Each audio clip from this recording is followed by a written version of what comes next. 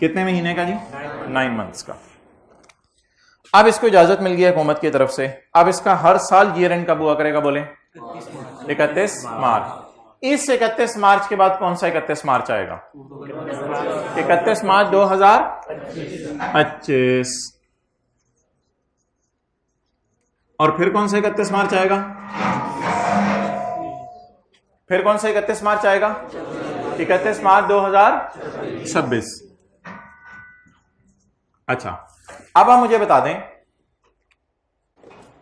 अच्छा जी, सीए करना वैसे यार बड़ा आसान है। अच्छा, ये जो है ना, अब स्पेशल टैक्स ईयर, अब कौन सा ईयर है जी? स्पेशल टैक्स ईयर, क्योंकि नॉर्मल से अब आप किसकी तरफ मूव करें? स्पेशल की तरफ। नॉर्मल से जब भी स्पेशल की तरफ मूव किया करेंगे तो जो दरमियान का अरसा आएगा उसे क्या कहेंगे? बोलें ट्रांजिशनल टैक्स ईयर। अब अगला साल जो होगा उसे हम कहेंगे स्पेशल टैक्स ईयर, और इसको डिनोट करेंगे टैक्स ईयर 2025 से। ये कितने महीने का है? 12 महीने का। ये कितने महीने का है? तो हम चाह रहे थे कि किसी 12 महीने के अरसे से 12 महीने के अरसे में मूव कर जाएं, तो मजबूरन बीच में 12 महीने से कम का अरसा तो आएगा ही आएगा।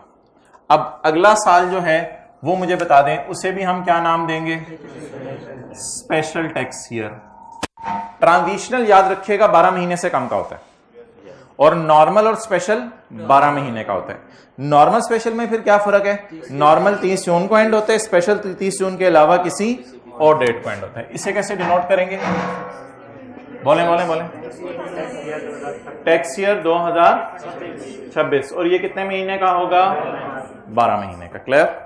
तो इसकी किसी ने तस्वीर खींचनी है या साथ वाले से बाद में नोट कर ले, जो रात कल नहीं आए थे। आप इधर आ जाओ। अब मोहतरम, स्पेशल टैक्स ईयर की जो है वो डेफिनेशन पढ़ें। स्पेशल टैक्स ईयर की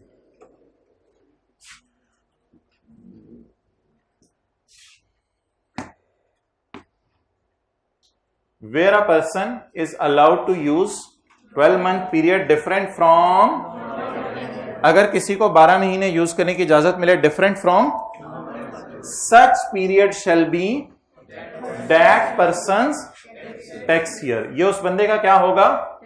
टैक्स ईयर होगा। Hereafter refer to as special tax year. इसका नाम क्या पड़ जाएगा? Special tax year. And shall be denoted by the calendar year, और इसको डिनोट किया जाएगा किससे? कैलेंडर ईयर से। And shall be denoted by the calendar year. अच्छा, ये बात मैंने कल कटवाई थी, फिलहाल आज भी अभी कटवा रहा हूं। ये इंशाल्लाह कल आपको कुछ और एग्जांपल्स देके जो है ना समझाऊंगा ये वाली बात।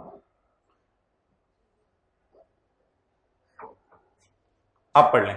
And shall be denoted by the calendar year in which the closing date of, year का लफ्ज लिखा रहने दीजिएगा, in which the closing date of special tax year falls, जिसमें क्लोजिंग डेट किसकी फॉल करे? बोलें स्पेशल टैक्स ईयर की। दोबारा देख लें।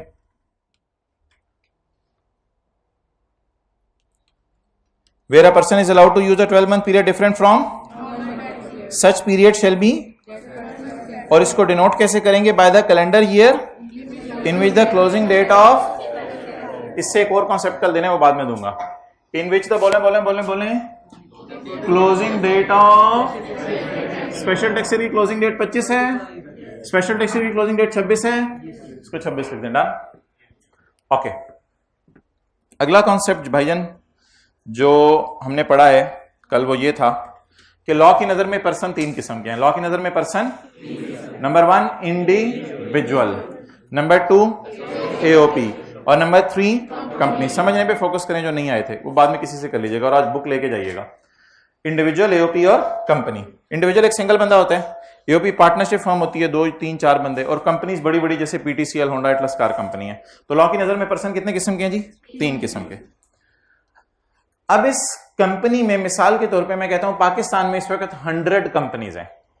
उन 100 में से वो 5 कंपनीज जिन्होंने शुगर बनाने का काम शुरू किया हुआ है उन्हें कहेंगे क्लास ऑफ पर्सन। क्या कहेंगे? Class of person. फर्ज करें पाकिस्तान में 100 कंपनीज हैं, उन 100 में से 5 कंपनीज ऐसी हैं जो गाड़ियां बनाती हैं। उन 5 कंपनीज को क्या कहेंगे? Class of person. तो अगर पर्सन में क्लासिफिकेशन करनी हो तो कल अगली बात यह की थी कि क्लास ऑफ पर्संस भी हो सकती हैं। मिसाल के तौर पे सारी शुगर बनाने वाली कंपनीज या सारी बोले बोले बोले कार बनाने वाली कंपनीज, ये क्या समझी जाएंगी बोले? Class of persons. क्लियर? तो ये अगली बात थी जो कल आपको पढ़ाई थी। तो क्लास ऑफ पर्सन क्या होता है? ग्रुप। क्लास ऑफ पर्सन क्या होता है? ग्रुप। अगला सवाल, क्या ये जो क्लास ऑफ पर्संस है ये कंपनी के लिए है या ये इंडिविजुअल और यूपी के लिए भी हो सकता है? इंडिविजुअल और यूपी के लिए भी हो सकता है। मिसाल के तौर पे पाकिस्तान के अंदर मैं कहता हूं इस वक्त मिसाल के तौर पे 25 करोड़ लोग हैं, 25 करोड़ इंडिविजुअल्स हैं, उसमें से कोई 1 करोड़ बिजनेस कर रहे होंगे। जो 1 करोड़ बिजनेस कर रहे हैं इंडिविजुअल्स, उन 1 करोड़ में से वो 5000 लोग जो कि खाद का काम करते हैं या गंदम का काम करते हैं, उन्हें कहा जा सकता है क्लास ऑफ पर्संस। तो क्या क्लास ऑफ पर्संस इंडिविजुअल के साथ खास है, यूपी के साथ खास है, कंपनी के साथ खास है, या क्लास ऑफ पर्सन किसी भी कैटेगरी में हो सकती है? ओके, ये अगला कॉन्सेप्ट पढ़ा था। और आखिरी कॉन्सेप्ट जो है वो ये पढ़ा था कल कि जो टैक्स की अथॉरिटीज हैं वो 3 है। Number 1 federal board of revenue, उससे नीचे चीफ कमिश्नर, उससे नीचे कमिश्नर। ठीक है, इनकी आगे कुछ तफसीलात हैं वो आने वाले दिनों में हमने पढ़नी है। जितना आपके लिए फिलहाल रेलेवेंट होता है उतना बताया जा रहा होता है, इसलिए ऑनलाइन वालों को भी परेशान होने की जरूरत नहीं कि इस चीज में ये कैसे होगा वो कैसे होगा। बस यहां मक्खी बैठी हुई है, चीफ के पास से उठ के कमिश्नर के पास जा रही है। अच्छा, तो अथॉरिटीज बोलें कौन कौन सी हैं? Federal board of revenue, chief commissioner और कमिश्नर। डन। अच्छा, अब जो इंपॉर्टेंट बात है आज के लिए वो सुन लें, वो कल नहीं बताई थी। अगर एक class of persons Honda, Toyota, किया गाड़ियों वाले, एमजी गाड़ियों वाले, अगर एक क्लास ऑफ पर्संस अपना टैक्स ईयर बदलना चाहते हैं, कल की क्लास में हमने कहा था नॉर्मल को सादा नान, ट्रांजिशनल को कीमे वाला नान और स्पेशल को तिल वाला नान। अगर कोई क्लास ऑफ पर्संस, ये ग्रुप ऑफ पर्संस, मिसाल के तौर पे सारी गाड़ियां बनाने वाली कंपनीज, वो चाहती हैं कि हम अपना टैक्स ईयर बदल लें, तो वो मोहतरम जाएंगे एफबीआर के पास और एफबीआर को कहेंगे खुदा के लिए एफबीआर वालों हमें अपना टैक्स ईयर चेंज करने दो। लेकिन अगर क्लास ऑफ पर्संस नहीं, उस पूरी क्लास में से होंडा एटलस कार कहती है सिर्फ मेरा मसला है, सिर्फ मेरा मसला है, पूरे ग्रुप का मसला नहीं है। मेरा मसला क्या है कि भाईजान हमारी बाहर के मुल्क में एक फॉरेन कंपनी है, मैं वो मेरा हेड ऑफिस है, उनका ईयर एंड 31 मार्च को है, मुझे भी ईयर एंड 31 मार्च को करने दो। तो अगर उसमें से होंडा, पूरी क्लास नहीं, खाली होंडा एक पर्सन जाना चाहे तो वो फिर कमिश्नर के पास जाएगा। चीफ कमिश्नर का फिलहाल कोई रोल नहीं है, वो कमिश्नर के पास जाएगा, जब कभी रोल आएगा इसका देख लेंगे। वो कमिश्नर के पास जाएगा और कमिश्नर को जाकर रिक्वेस्ट करेगा, कमिश्नर आप हमें क्या बदलने दें? टैक्स ईयर, नॉर्मल से स्पेशल या स्पेशल से वापस नॉर्मल, स्पेशल से भी नॉर्मल पे वापस आ सकते हैं। ओके, इसको पढ़ लें आप।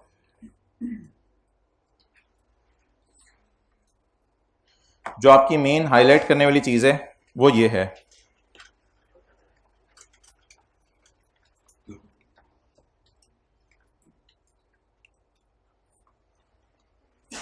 अगर क्लास ऑफ पर्सन ने ईयर चेंज करवाना है, ओके उधर आवाज नहीं आ रही।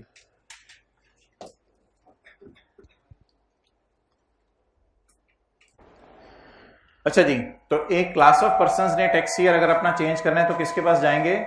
Federal board of, class of person ने फेडरल बोर्ड ऑफ, और अगर एक पर्सन ने the board in case of having board, ऐसे लोग जिनका कौन सा टैक्स ईयर है? स्पेशल टैक्स ईयर में परमिट, अगर चाहे तो बोर्ड उनको क्या दे दे? इजाजत दे दे to use a normal tax year. अच्छा जी, ये लाइन क्या है? Through official gazette. Official gazette एक ऑफिशियल डॉक्यूमेंट है, बस जिसको आप कहते नहीं ऑफिशियल कम्युनिकेशन, ऑफिशियल स्टेटमेंट है।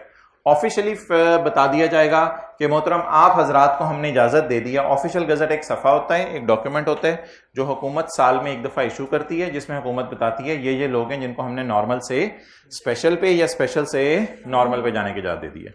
अच्छा, मुझे ये बताएं कि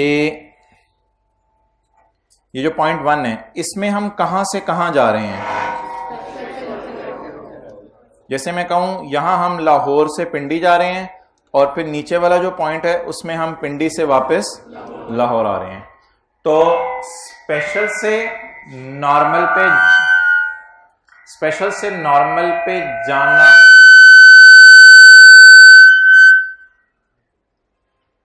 अच्छा चलो जारी रख, देख लो, करवा लो एड्रेस को। ओके अच्छा जी, तो अगर क्लास ऑफ पर्संस है उसने अपना टेक, ये साउंड इश्यूज रिजॉल्व हो रहे हैं ऑनलाइन वालों को जो आ रहे हैं वो इंशाल्लाह हो जाएंगे। The board in the case of class of persons having a special tax year may permit through official gazette to use a normal tax year, and the board in case of a class of person having normal year may permit through official gazette to use a special tax year। ये मिसालें आपने अभी नहीं करनी, एक concept हमारा छोटा सा रहता है, उसको कल करके ये मिसालें करेंगे। अच्छा इस वक्त ना ऐसी एक चीज आई कि अपने अपनी किताब में डाली हुई है, ये याद करने की जरूरत नहीं। ये जो शुगर बना रही है ना कंपनीज, इनको एफबीआर ने कह दिया है कि आपका ईयर एंड यकम अक्टूबर से 30 सितंबर है, आपको इजाजत है। तो ये नॉर्मल है या स्पेशल है? स्पेशल है। और इसी तरह बैंक और इंश्योरेंस कंपनीज हैं, उनके लिए क्या कह दिया हुआ है, आपका ईयर एंड यकम जनवरी से 31 दिसंबर है।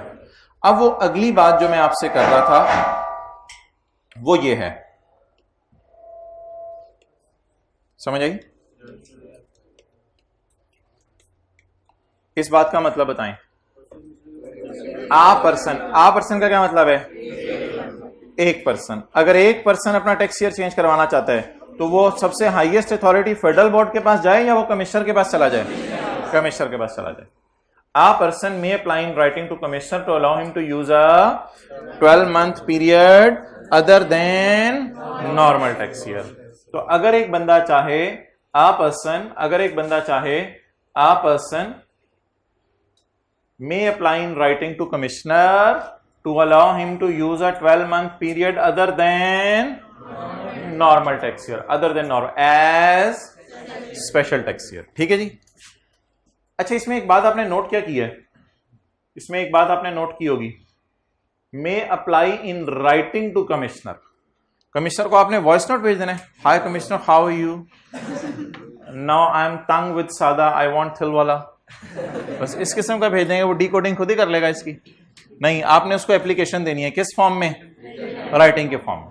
A person may apply in writing to commissioner to allow him to use a 12-month period other than normal tax year as a, and the commissioner may allow him का क्या मतलब है? उसको इजाजत मिल जाएगी, मस्ट, या हो सकता है मिले, हो सकता है ना मिले, हो सकता है मिले, हो सकता है क्या मिले? मरुंडे इजाजत, full stop.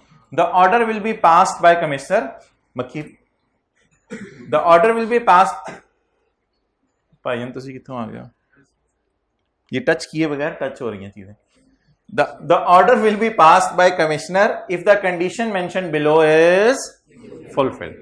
Order will be passed by commissioner if the condition mentioned below is fulfilled। ये ऑर्डर पास करने से पहले कमिश्नर कोई कंडीशन आपसे पूरी करवाएगा, कोई शर्त आपसे पूरी करवाएगा। अगर ये शर्त पूरी करोगे तो इजाजत मिलेगी, अगर शर्त पूरी नहीं करोगे तो इजाजत नहीं मिलेगी। ये बात याद करते हुए आपने ये नहीं कहना घर में शर्तें नहीं लगाते। कमिश्नर शर्त लगाएगा, ये वो वाली शर्त नहीं है, कमिश्नर कंडीशन अटैच करेगा और फिर आपको क्या दे देगा? इजाजत दे देगा। ओके, इजाजत मैं अभी बताता हूं क्या है पॉइंट 5 में। कमिश्नर और जो चीफ कमिश्नर है एफबीआर से अलग है? नहीं, चीफ कमिश्नर और कमिश्नर एफबीआर के अंडर आएंगे। Point 4, a person using ah, point 3 याद हो गया तो 4 ऑटोमेटिकली याद हो जाएगा। 3 में कहां से कहां जा रहे थे? नॉर्मल से स्पेशल की तरफ, और 4 में special. A person using a तिल वाला naan may apply in writing to commissioner to allow him to use a सादा नान। कहते नहीं तिल पसंद आ रहे, कमिश्नर कहते सादा की तरफ आ जा, and the commissioner may allow him ले खा सादा। The order will be pass by the commissioner if the condition mention below is fulfilled. अगर चटनी मिलेगी तो, सॉरी, कंडीशन नीचे वाली पूरी होगी तो फिर इजाजत मिल जाएगी। कंडीशन क्या है? स्पेशल से नॉर्मल आते हुए क्या प्रॉब्लम है? हो सकता है कोई भी वो कह रहा होगा पहले तुम्हारी फॉरेन कंपनी का था, अब क्या वजह बनी है, वजह तो पूछेगा ना। Point 5, the commissioner shall grant the permission to change the tax year. Commissioner इजाजत दे देगा टैक्स ईयर बदलने की, फ्रॉम सादा टू तिल और तिल टू ओनली इफ द बंदा हैज शोन अशद जरूरत। आपने क्या शो करनी है? अशद जरूरत। मेरी जान निकल जाएगी, मुझे हार्ट अटैक हो जाएगा अगर तुमने मेरा टैक्स ईयर चेंज ना करने दिया। लेकिन प्रैक्टिकली ये रीजन होती है क्या बताते हैं, बाहर के मुल्क के अंदर हमारी फॉरेन कंपनी है, उसका टैक्स ईयर जो है वो, या उसका अकाउंटिंग ईयर 31 मार्च है, तो खुदा के लिए मुझे भी अकाउंटिंग ईयर 31 मार्च करने दो। तो कंपेलिंग नीड अशद जरूरत है, कितने रहेगी उतने। तो कंपेलिंग नीड क्या है, अशद जरूरत है। बॉल पॉइंट मार दिया उसने तेरे सूट पे, नए सूट पे। अच्छा, तो क्या शो करनी जरूरी है, क्या नहीं, फिर वापस नॉर्मल पे आओ तो फिर वो। अच्छा, फुल स्टॉप, डन जी। ये क्या हो रहा है, कैसे क्यों चीजें हिल रही हैं बिला वजह, कैसे? देखो मैं, कहां लग रही है, नहीं लग रही। अच्छा, बटन बंद करके देख। आप कह रहे हो बटन बंद होंगे मसला हल हो जाएगा, तो देखते हैं। तू हंस क्यों रहा है, रिकॉर्डिंग ऑफ करा दें। अच्छा जी, पॉइंट नंबर 5 सॉरी। कंडीशन क्या होगी जी, कंपेलिंग नीड। आप कंपेलिंग नीड शो करेंगे तो मसला हल हो जाएगा। आपको नॉर्मल से स्पेशल पे भी जाने की इजाजत मिल जाएगी और स्पेशल से नॉर्मल पे भी जाने की इजाजत। Full stop. द कमिश्नर में impose conditions while giving the permission. इसका मतलब क्या है, द कमिश्नर में impose conditions while giving the permission. भाई आप मेरी तरफ देखोगे तो मेरे से पढ़ाया जाएगा। द कमिश्नर में इम्पोज द कंडीशंस, आगे आगे बोले। हाँ, होता भाई अब ये है कि कमिश्नर ना कंडीशंस लगा देता है। कंडीशन क्या लगाएगा, कमिश्नर कंडीशन लगा देगा, भाईजान मैंने आपको टैक्स ईयर बदलने की तो इजाजत दे दी है, लेकिन ये कंडीशन है कि ये इजाजत सिर्फ 2 साल के लिए है। ये कंडीशन हो सकती है, लिख लें मिसाल के तौर पे, इजाजत 2 साल के लिए या इजाजत 3 साल के लिए, उसके बाद देखा जाएगा कि आगे क्या करना है। तो द कमिश्नर में इम्पोज कंडीशंस के साथ लिख लें, कमिश्नर में इम्पोज कंडीशंस, ये इजाजत 2 साल के लिए, ये इजाजत 3 साल के लिए है। ये बुक का पेज नंबर कौन सा है, 30। रिकॉर्ड तोड़ दें, बुक ले लें खुदा के लिए। वेल डन, जिनसे नहीं उन्होंने कह रहा था बुक ले लिया तो खोलो, उस पर लिखो।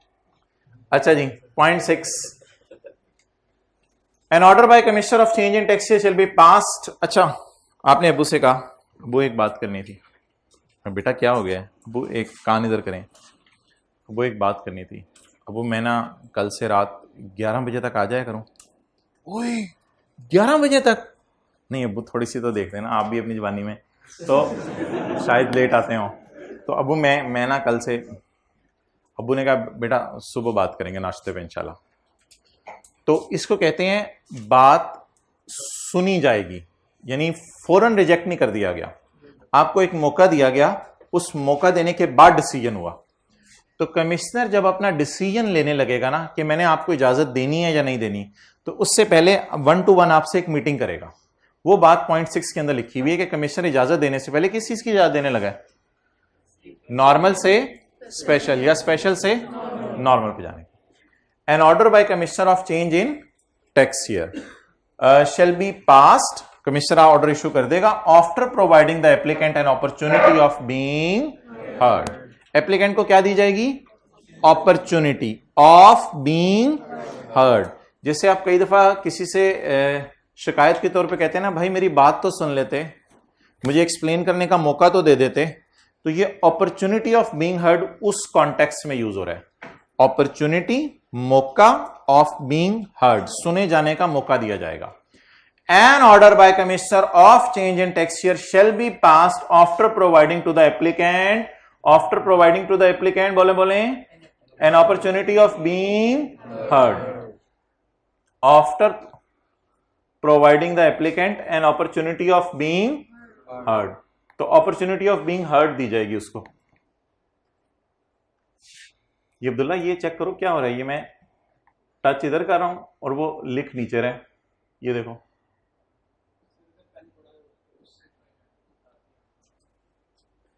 पेन से क्या फर्क, पेन ये देखो, पेन भी इधर देख लेना, कुछ जादू हो रहा है आज। अच्छा, तो ये पढ़े थे जी हम, कौन सा पॉइंट, 6 पॉइंट पढ़े थे। इधर करके मार्कर रखो, इधर करके, नहीं उधर करके। An order by commissioner of change in shall be passed after providing the applicant an opportunity of being heard। तो ऑर्डर पास करने से पहले उसे क्या दिया जाएगा, बात सुनने का मौका दिया जाएगा, बात सुनी जाएगी। अच्छा, जैसे ही नाश्ता खत्म हुआ, आपने लस्सी का आखिरी घूंट लिया, उन्होंने कहा पुत्र मैं नहीं देता इजाजत, बस खत्म बात। तूने जो रात को इजाजत मांगी थी ना, मैंने कहा था अपॉर्चुनिटी तुझे दी जाएगी, तेरी बात सुनूंगा, लेकिन जो तेरे बहाने हैं ना, इनसे मैं नहीं आ रहा, तो मैं तुझे सिरे से इजाजत ही नहीं दे रहा। इफ द एप्लीकेशन इज, अगर एप्लीकेशन रिजेक्ट हो जाए, the commissioner shall mention in order the reasons for, इसमें वो वालिद साहब वाली बात नहीं होगी।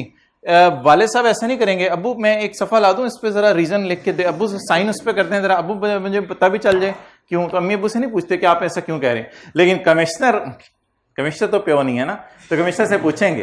इफ द एप्लीकेशन इज, अगर कमिश्नर हमारी एप्लीकेशन रिजेक्ट करेगा, हम उसे कहेंगे तू होता कौन है, कहेगा मैं कमिश्नर होता हूं। तो is rejected the commissioner shall mention in order the reasons for rejection. तो कमिश्नर रीजंस लिख के बता देगा, भाई ये वजह है जिस वजह से आपने इजाजत मांगी थी, लेकिन मैंने जवाब में कह दिया तो ये हूं का मतलब क्या होता है, इजाजत क्या कर दी गई, रिजेक्ट कर दी गई। पॉइंट 7, द कमिश्नर, बोले ना मुंह से, the commissioner may by order, इसको जरा ना ना ना ये ना पढ़ जाओ, इसको जरा छोड़, आप पढ़, इसका जरा मतलब बताएं।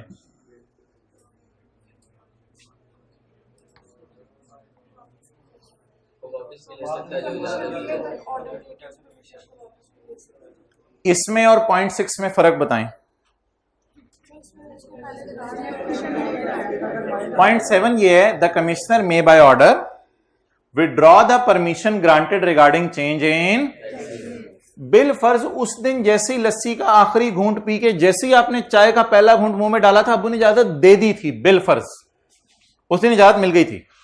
अब अगर इजाजत मिल गई और 4-5 दिन अब्बू ने आपकी हरकतें देखी, तो फिर अब्बू ने कहा पुत्र मैंने गलती कर दी थी, जिंदगी की सबसे बड़ी गलती की, तुझे 11 बजे आने की इजाजत दी, मैं इस इजाजत को क्या लेता हूं, वापस लेता हूं। मैं इस इजाजत को, तो क्या दी हुई इजाजत वापस ली जा सकती है?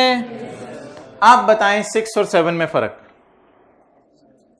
6 में था if the application is rejected, सिरे से इजाजत नहीं मिली, इफ द एप्लीकेशन इज, तो रीजन ऑफ रिजेक्शन बता दी जाएंगी। और 7 में क्या, इजाजत दे दी गई, लेकिन दी गई इजाजत वापस ले ली गई। लेकिन मोहतरम ये जरा पर्दा हटाएं,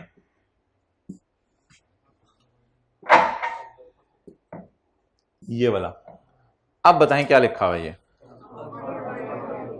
after providing N opportunity of being heard, इसका मतलब बताएं। After providing N opportunity of being heard, इसका मतलब बताएं। After providing N opportunity of being heard क्या मतलब? यानी कि इस तरह नहीं होगा कि अब्बू अम्मी को बता दे, पुत्र सुबह आए तो पुत्र को बता देना मैंने इजाजत वापस ले ली है। अब्बू आएंगे, अब्बू बुलाएंगे, बेटा ये मसला आ रहा है मसला, आप कहेंगे अब्बू है, पुत्र तेरी इजाजत वापस। तो after providing N opportunity of being heard, तो दी गई इजाजत अगर वापस ली जाए तो उससे भी पहले आपको बुलाया जाएगा और 1-to-1 मीटिंग होगी, फिर डिसाइड किया जाएगा। क्लियर? ओके, इसमें रीजनिंग लिखा नहीं इसमें। पॉइंट 8, अच्छा जी, आपने रिक्वेस्ट किसकी की थी, नॉर्मल से ट्रांजिशनल पे जाने की या अच्छा आपने, क्लियर, आपने रिक्वेस्ट किसकी? भाई अब्दुल्ला उधर आवाज नहीं जा रही, पॉज कर दिए, शुरू करें। अच्छा पॉइंट 8, हाँ भाईजान इधर दे। हाँ मैं ये कह रहा था कि आपने इजाजत किस चीज की ली थी, नॉर्मल से स्पेशल पे जाने की या नॉर्मल से ट्रांजिशनल पे जाने की? नॉर्मल से। अगर आप नॉर्मल से स्पेशल पे जाने की इजाजत लें, और क्लास में आए हुए हैं तो व्हाइट बोर्ड की तरफ अगर आप देख लें, तो अगर आप नॉर्मल से किस पे जाने की इजाजत लें, स्पेशल पे जाने की इजाजत लें, तो एक सवाल पूछा जाएगा किस दिन से इजाजत इफेक्टिव है। किस दिन से इजाजत, यानी इजाजत किस दिन से समझी जाएगी आपको मिल गई है स्पेशल यूज करने की। तो मोहतरम आपने ट्रांजिशनल पे जाने की इजाजत नहीं मांगी थी। अब उसमें एक जवाब जहन में यह आ सकता है कि 1 जुलाई 23, सही है ना, एक दिन बाद 1 जुलाई 23 इफेक्टिव डेट समझी जाएगी इजाजत की, या 1 अप्रैल 24। दो ऑप्शंस है ना, एक तारीख मैंने क्या बोली है 1 जुलाई 23 और दूसरी क्या बोली है 1 अप्रैल। What will be the effective date of order? उसमें लॉ मेकर कहता है अगर आपने नॉर्मल से स्पेशल पे जाने की इजाजत ली है तो स्पेशल का पहला दिन will be the effective date of order. और ऐसा भी हो सकता है मैं स्पेशल से दोबारा नॉर्मल पे चला जाऊं, तो ऐसी सूरत में स्पेशल से अगर आप नॉर्मल की तरफ जा रहे हैं तो नॉर्मल का पहला दिन।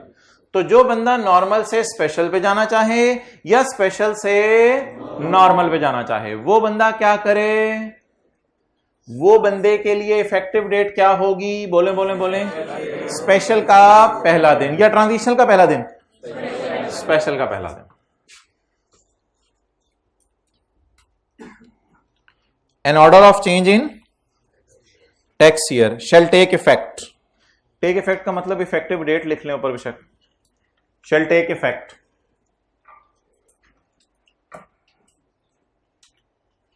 from the first day of the special tax year or the normal tax year।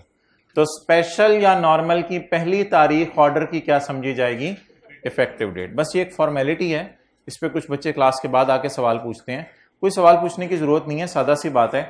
The order of change in tax year, tax year change होने का ऑर्डर शैल टेक इफेक्ट, इसका असर होगा from the first day of special. और अगर आप special से normal की तरफ जा रहे हैं तो from the first day of normal. तो लिख लें हमारी मिसाल में 1 April 24 is the effective date of order. 1 April 24 is the effective date of order. ये मिसाल नोट की हुई है ना कल। 1 April 24 shall be the effective date of order, यानी इस दिन से आपको इजाजत मिल गई है, उधर ही रखो। 1 April 24 is the effective date of order।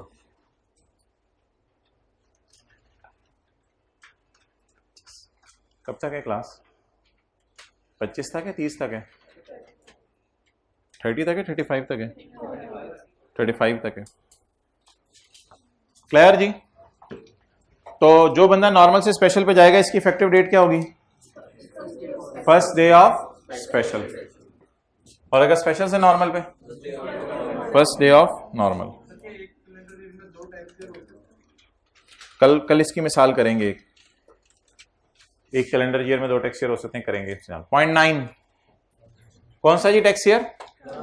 Transitional tax year. अब आपने मुझे बताना है जी ट्रांजिशनल टैक्स ईयर कब शुरू होता है और कब खत्म होता है। ट्रांजिशनल टैक्स ईयर कब शुरू होता है? अगर मैं नॉर्मल से स्पेशल की तरफ जा रहा हूं तो नॉर्मल की आखिरी तारीख और स्पेशल की, इन दोनों के दरमियान के फेज को क्या कहेंगे, ट्रांजिशनल टैक्स ईयर। इन दोनों के दरमियान के फेज को क्या कहेंगे, ट्रांजिशनल टैक्स ईयर। मैं कपड़ों का नाप नहीं कर रहा, इसका करूं। अब पढ़ो, where the tax year of a बंदा चेंजेस, जहां भी किसी का टैक्स ईयर चेंज हो, यहां पर्सन और पर्सन से मुराद पर्सन, क्लास ऑफ पर्सन सारे आ जाते हैं, इस बारीकी में जाने की जरूरत नहीं। Where the tax year of a person changes the अरसा between the end of the end of the last tax year prior to change, the end of the last tax year, बोलें इस तरह, end of the prior to change,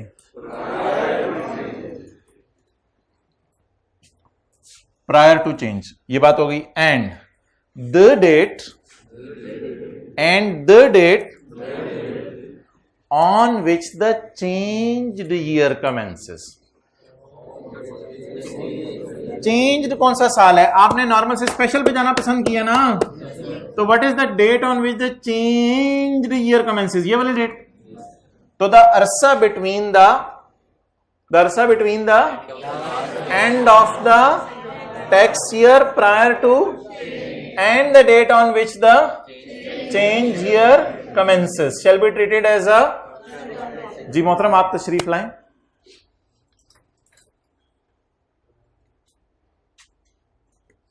इसका नाम बताएं. The end of the last tax year prior to change. Well done. और इसका नाम बताएं इस तारीख का. स्टार्ट उधर करके मुंह. And the date on which. The next year starts. Well done. And the date on which the changed year commences shall be treated as a separate tax year. इसको कैसे ट्रीट करने. shall be treated as a separate tax year to be known as transitional tax year. और इसका नाम क्या पड़ जाएगा जी. Transitional tax year. क्लियर. इसको याद कर लें जरा एक दफा. Where the tax year of a person changes the period between the end of the last year prior to and the date on which the change year commences shall be treated as a separate. ये separate का लफ्ज इसने और डाल दिया बीच में. separate का लफ्ज भी डाल दिया बीच में. separate tax year to be known as transitional tax year. Done. Okay.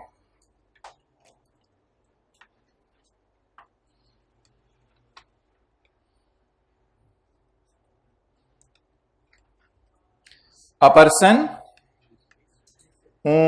रोने की आवाजें. A person dissatisfied. A person dissatisfied. साथ वाले को देखें. A person dissatisfied. परेशान तो नहीं बैठा हुआ. A person dissatisfied. अभी कह रहे होंगे जो खुद परेशान है उसने दूसरों का देखना है. A person dissatisfied. A person बाहर आ जाए इन बातों से. आराम से खुशी खुशी सीए करें. A person बंदा कोई डिससेटिस्फाई है. हम तो नहीं dissatisfy. A person with any order of commissioner. with any order of commissioner के भाईजान 3 किस्म के ऑर्डर पढ़े हैं हमने. 3 में आपने इजाजत ली थी नॉर्मल से स्पेशल पे जाने की. बिलफर्ज उसने नहीं दी. या किसी बंदे ने 4 में स्पेशल से नॉर्मल पे जाने की इजाजत मांगी. कमिश्नर ने नहीं दी. एक और भी इजाजत पड़ी थी हमने, वो 7 में थी. वो क्या थी. दी हुई इजाजत उसने वापस ले ली थी. तो अगर आप नॉर्मल से स्पेशल पे जाएं, ये मेरी फिंगर की तरफ देखिएगा. अगर आप नॉर्मल से स्पेशल की तरफ जाएं और इजाजत ना मिले तो आप क्या हो जाएंगे. अगर आप स्पेशल से नॉर्मल की इजाजत मांगे और इजाजत ना मिले, और अगर आपको इजाजत मिल जाए फिर मिली हुई इजाजत वापस ले ली जाए. A person dissatisfied with any order of Abu may file a review application to the Dada. The decision by the Dada shall be final. अब now you cannot go to Dadi. अब आप दादी की तरफ नहीं जाते. दादी दादा इजाजत नहीं दे रहे. तो दादी ने कहा आपके प्यो इजाजत नहीं दे रहे. A person dissatisfied with any order of commissioner. जो बंदा कमिश्नर के ऑर्डर से क्या है dissatisfied, may file a review application to the board. और बोर्ड का फैसला इसमें क्या होगा. अब ऑनलाइन वालों को जब व्हाट्सएप ग्रुप पे एक्सेस होती है पूछते थे, इसके बाद हाई कोर्ट जा सकता है, सुप्रीम कोर्ट. भाईजान इस तरह की बातें अगर सिलेबस में होती करनी होती मैं खुद करता. जिस हद तक आपके सिलेबस में है वो आपको बता दिया गया. बस इसी हद तक आपके सिलेबस में है. तो अगर एक बंदा इजाजत लेता है जाके कमिश्नर से और कमिश्नर उसको इजाजत नहीं देता, या दी हुई इजाजत ऊपर देखें, या दी हुई इजाजत वापस ले लेता है, तो ऐसी सूरत में वो किसको रिक्वेस्ट करेगा. रिव्यू एप्लीकेशन का लफ्ज लिखा हुआ है. इस लफ्ज को, रिव्यू के लफ्ज को आपने याद रखना है. रिव्यू का लफ्ज लिखा हुआ है या अपील का. रिव्यू एप्लीकेशन देगा. और उसके बाद क्या होगा इन द एंड बताएं. अगर उधर से भी काम ना बन पड़े तो फिर आगे आप कहीं नहीं जा सकते. तो कमिश्नर के फैसले के खिलाफ कहां जाया जा सकता है. बोर्ड. लेकिन अगर बोर्ड भी आपके खिलाफ फैसला दे दे तो बस फिर आपकी दी गई इजाजत वापस ले ली गई है, या फिर जो सिरे से इजाजत थी वो आपको दी नहीं गई.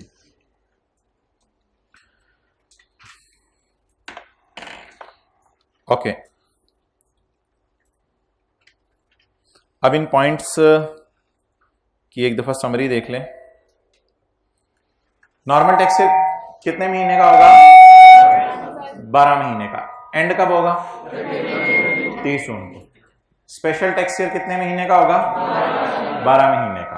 क्लियर? लेकिन 30 जून को एंड नहीं होगा। क्लास ऑफ पर्संस ने बोर्ड के बाद क्लास ऑफ पर्संस ने किसके पास जाना है? बोर्ड के पास। और आ पर्सन ने, चलो ठीक है, खत्म करते हैं, कल मिलते हैं।